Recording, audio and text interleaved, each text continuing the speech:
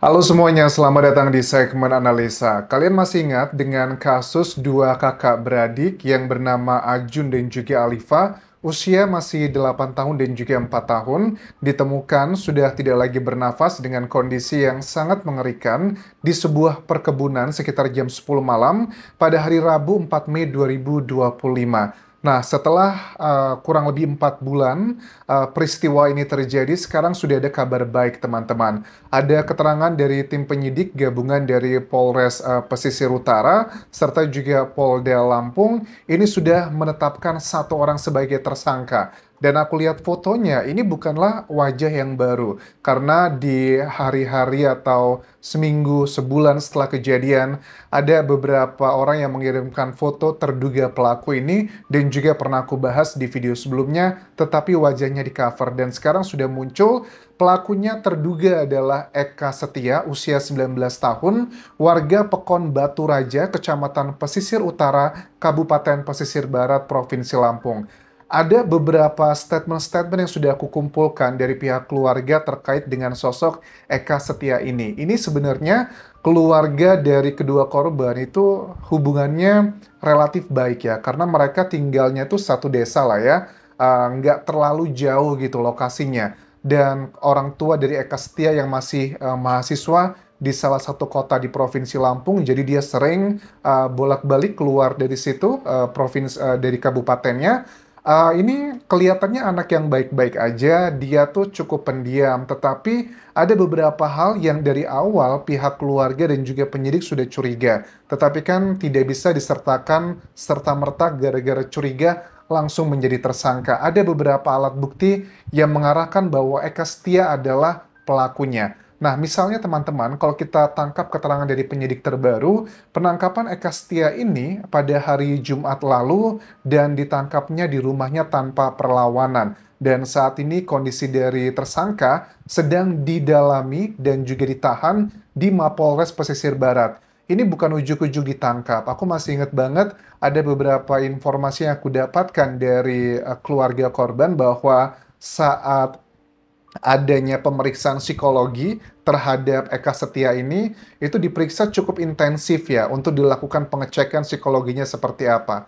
Nah, dugaan sangat kuat memang ada indikasi bahwa Eka Setia ini apakah psikopat ataukah sosiopat. Ya, kedua terminologi ini kan adalah perilakunya yang sama ya, melakukan hal-hal yang sangat menyedihkan dan juga sadis, tetapi penyebabnya yang berbeda. Kalau psikopat itu adalah bawaan dari lahir, ada bagian di bagian saraf di otaknya yang terputus yang menghubungkan empati. Tetapi kalau sosiopat, penyebabnya adalah karena faktor lingkungan. Jadi kalau dia tidak melakukan kriminal, dia akan dihabisi. Atau kalau nggak mencuri atau melakukan hal-hal yang dilarang sama pemerintah, dia tidak bisa bertahan hidup. Itu adalah secara singkat definisi dari kedua terminologi tersebut.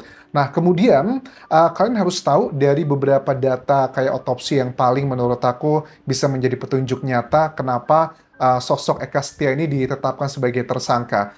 Dari data otopsi yang aku dapatkan di sini, ada dua hal mengenai penyebab kematian dan juga waktu kematian dari kedua korban ini. Kalau penyebabnya, ini masih simpang siur sih teman-teman. Kita di media belum mendapatkan konferensi pers resmi dari penyidik, tetapi ada dua dugaan. Pertama adalah karena mungkin kekurangan nafas atau karena sajam. Karena apa? Di saat ditemukan, bahkan kedua orang tua dari korban ini tidak diperbolehkan oleh warga untuk melihatnya yang terakhir kali. Bukan karena apa-apa, karena kondisinya sudah sebegitu mengerikan, bahkan ada beberapa bagian dari kedua korban itu yang sudah tidak utuh lagi dan nggak tahu di mana keberadaannya, terpisah-pisah. Tetapi yang paling ngebuat kita heran, anak-anak sekecil itu, tetapi ditemukan dugaannya ada bagian pribadi dari kedua kakak beradik ini yang dugaannya ada kayak benda tumpul manusia yang masuk ke situ. Kalian paham maksudnya apa? Itu di bagian depan dan juga belakang. Dan tidak ditemukan cairan dari eh, manusia di situ, tetapi ini bukan berarti tidak bisa dicari petunjuknya. Karena kan dalam dunia hukum ada 5 jenis alat bukti. Salah satunya adalah petunjuk ya, gabungan di antara dua alat bukti lainnya. Alat buktinya ada 5, keterangan saksi, keterangan ahli, keterangan terdakwa, petunjuk, dan juga surat. Misalnya adalah terkait dengan, mohon maaf nih, area pribadi dari si tersangka, itu bisa juga dicek dengan tipikal luka yang ada di kedua korban, bagian depan dan juga belakangnya. Apakah itu sesuai atau tidak? Tentunya ini bukanlah data yang primer, kategorinya adalah data sekunder. Tetapi data sekunder juga bisa memberikan petunjuk. Makanya tidak boleh hanya satu alat bukti, paling nggak adalah minimal 2 alat bukti untuk menetapkan seseorang sebagai tersangka. Ada lagi kita ketahui di keterangan terakhir penyidikan juga pada saat dilakukan penggeledahan di rumah orang tuanya, tempat tinggal dia di Pekon Batu Raja, Kecamatan Pesisir Utara tersebut di pesisir barat Lampung, itu juga ditemukan ada sejumlah noda merah itu di beberapa titik kayak di papan-papan pintu, bahkan juga dugaannya ada di pakaian dari si terduga pelaku, di kendaraannya juga. Tetapi memang belum ada keterangan dari penyidik apakah noda merah tersebut milik dari kedua korban atau milik dari orang lain. Ini kita menantikan terkait dengan hasil resminya. Nah, dari keterangan-keterangan yang sudah kita dapatkan, motifnya apa dong? Karena kan ada indikasi mengarah ke bagian yang seperti itu, yang kita mikir bahwa kenapa dia bisa menikmati melakukannya dengan, ya mohon maaf ya, dengan anak kecil seperti itu. Ada beberapa hal. Yang pertama adalah dugaannya karena mungkin tersangka ini memiliki kelainan jiwa. Karena ada beberapa indikasi yang disampaikan dari beberapa sumber-sumber yang ada di lokasi TKP bilang bahwa si tersangka ini sempat dibawa ke rumah sakit jiwa ya untuk diperiksa psikologinya di Rumah Sakit Bayangkara, salah satunya di Provinsi Lampung. Tetapi apakah ini benar atau enggak? Karena efeknya apa? Kalau terbukti si tersangka ini mengalami gangguan jiwa, ini akan meringankan dia hukumannya. Karena di era sekarang, menurut aku, dengan tidak ditemukannya cairan khas pria di area yang dibegitukan oleh dia gitu, menurut aku dia sudah ngerti, sudah berpikir bahwa, oh jangan sampai nih, mohon maaf, begitu keluar ya, nanti bisa menjadi salah satu barang bukti. Kalau dibilang ini adalah salah satu bentuk kayak sakit jiwa, kayaknya agak sulit buat dipercaya. Bahkan juga dia seorang mahasiswa yang relatif juga memiliki kemampuan intelektual yang cukup lah, karena kan mahasiswa pada umumnya seperti itu. Terus juga ada beberapa yang disampaikan bahwa memang dia pendiam. Terus pendiamnya ini, apakah indikasi orang pendiam pasti akan melakukan hal seperti itu juga nggak relevan. Tapi relevansinya adalah terkait dengan ya alat-alat bukti apa aja yang ditemukan. Terus dari kayak masalah pribadi, aku sempat ngobrol dengan beberapa anggota keluarga korban ya, bahwa memang sebenarnya ada masalah nggak sih dengan si terduga pelaku ini? Sama sekali nggak ada begitu. Bahkan ada beberapa statement kayak penyidik yang ada di lokasi TKP sekitar di Kabupaten Pesisir Barat tersebut, sebenarnya itu udah dari beberapa bulan yang lalu sudah yakin ini orang adalah pelakunya. Bahkan ada kepala pekonnya atau kepala desanya pun juga beberapa kali diwawancara di media, waktu ada sejumlah saksi diperiksa, dibawa gitu ke kantor polisi, ada yang unik katanya, ada salah satu saksi dari warga kami itu yang tiba-tiba menghilang. Bahkan pada saat ditanya sama penyidik tuh cuma diem aja, sekali jawab itu jawabnya nggak nyambung.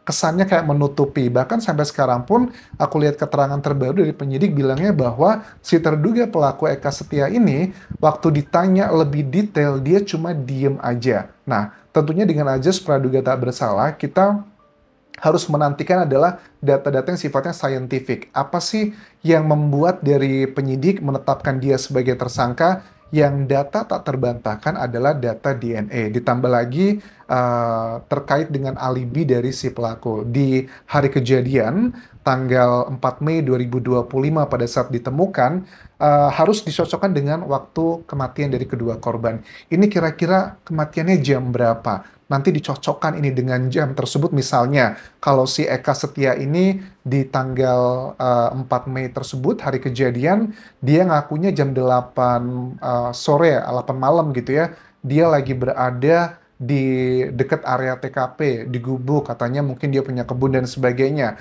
Apakah itu bertepatan dengan waktu kematian dari kedua korban? Karena ini bagian yang akan saling berkaitan dan kategorinya petunjuk.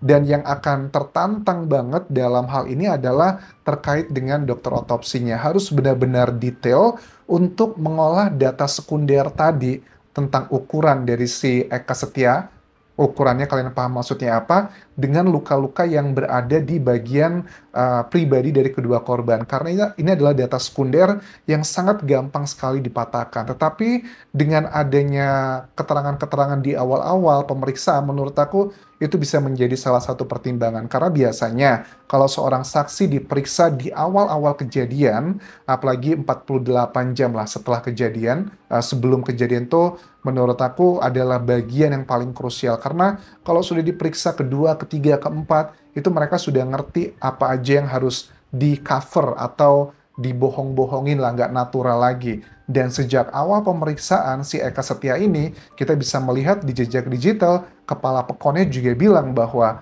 ini orang kok mencurigakan sekali gitu, kok ditanya nggak nyambung, berubah-ubah, bahkan sempat dicari-cari juga, dia menghilang begitu saja. Bahkan sempat juga keluarga dari Eka Setia ini diamankan ke rumah aman oleh pihak terkait di sana karena takutnya diamuk sama massa. Masih ingat nggak peristiwa tersebut yang keluarga itu diamankan karena takutnya, ya kalian tahu kan, di era Lampung kan termasuk juga provinsi yang keras ya, apalagi kalau sudah mendengar isu seperti ini. Tapi sekali lagi, kalaupun memang betul Eka Setia adalah pelakunya, ya jelas keluarganya tidak terlibat sama sekali. Kalau memang terbukti nggak terlibat, ya mereka tidak boleh diikutkan dalam konsekuensi yang harus dihadapi oleh Eka Setia ini.